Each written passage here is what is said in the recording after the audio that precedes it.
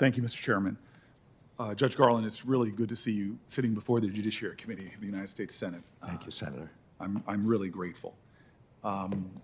If you don't mind me starting a little bit with philosophy, there's the MICA mandate, which I'm not sure by your expression you know, but you've heard it before. It's do justice, love mercy.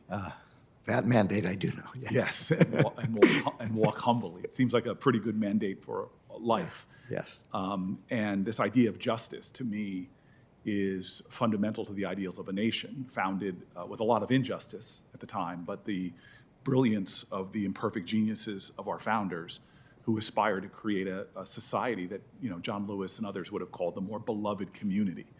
And one of my, an activist I've read a lot, a theologian, said, what does love look like in public? It looks like justice. And you have, to me, perhaps one of the more important positions on the planet Earth for trying to create a more just society.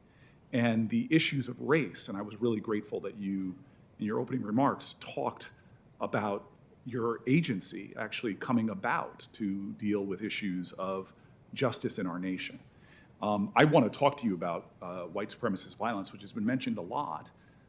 But before I get there, I'm actually concerned with something that I consider pernicious and very difficult to root out, which is the realities of implicit racial bias that lead to larger systemic racism. Now, I've been kind of stunned that the issue of systemic racism has become something argued over, but if I can just walk you through for a second, does our justice system treat people equally in this country at this point?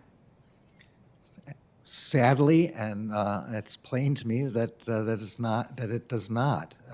And I'm going to stop you there. I mean, Brian Stevenson says we have a criminal justice system that treats you better if you're rich and guilty than if you're poor and innocent, because one's finances make a difference often with what kind of justice one gets. Is that correct?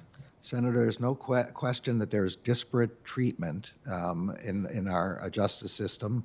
Mass incarceration is a very good example of this problem. We're incarcerating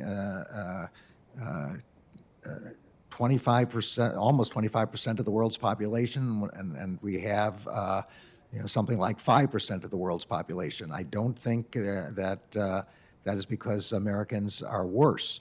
But what underlies that is the disparate treatment of blacks and communities of color. Well, let's drill down on that for a second. Yeah. So one of the big things driving arrests in our country, stunningly to me, even that it's still the case, is marijuana arrests. We had in 2019 more marijuana arrests for possession than all violent crime arrests combined.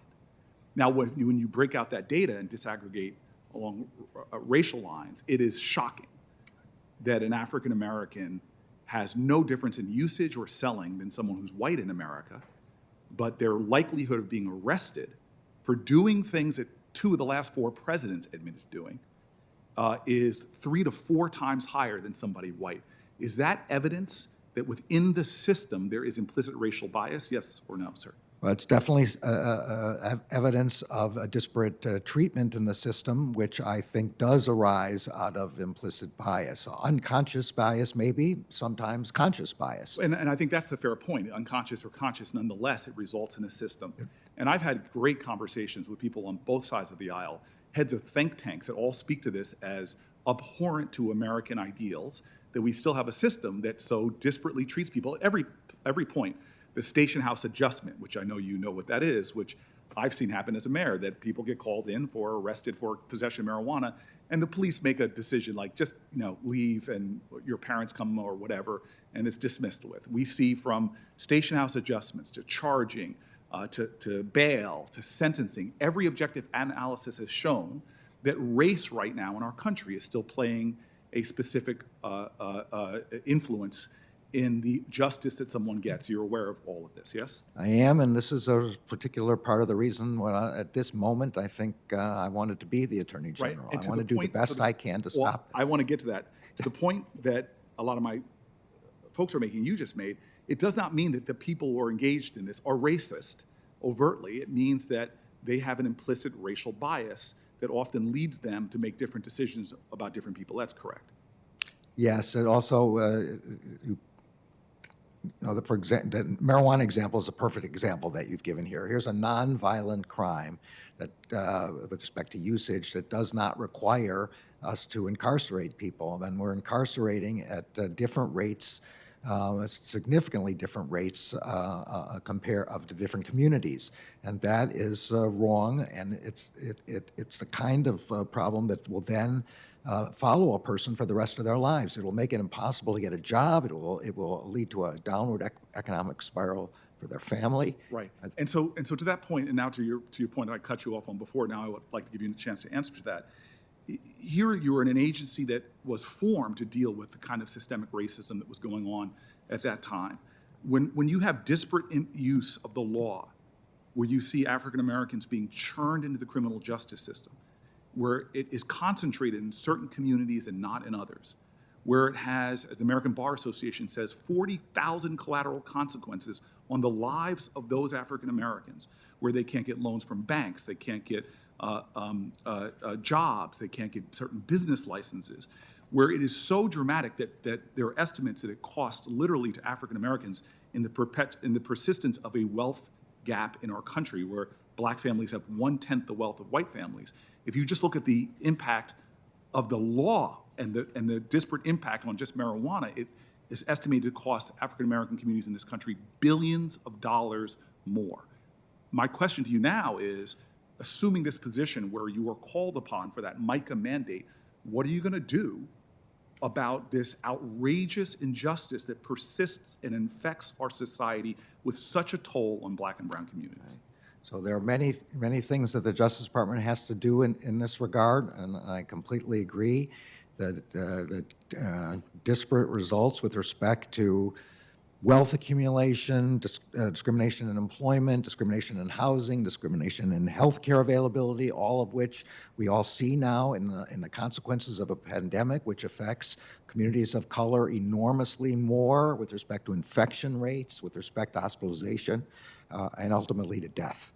So one set of things we can do is the mass incarceration example that I began with. We can focus our attention on violent crimes and other crimes that put great danger in our society, and not allocate our resources to something like marijuana possession. We can look at our charging policies and go and stop charging the highest possible offense with the highest possible sentence. I was taught in law school never to interrupt a judge of your I don't think it applies. So forgive me. I would like to end with this question, and then my time is up. Yeah.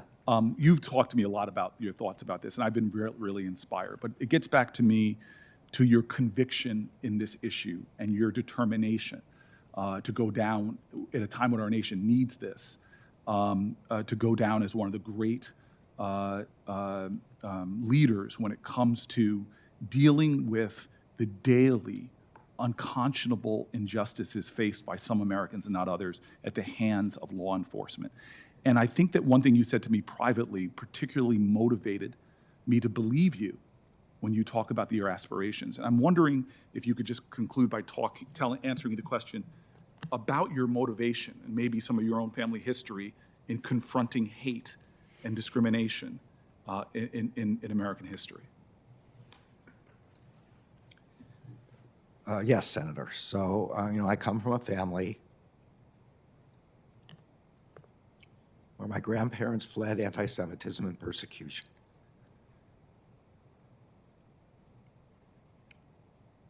The country took us in and protected us. And I feel an obligation to the country to pay back. And this is the highest, best use of my own set of skills to pay back. And so I want very much to be the kind of Attorney General that you're saying I could become. And I'll do my best to try to be that kind of Attorney General. I believe your heart, and I'm grateful that you are living that MICA mandate. Thank you, Senator Booker.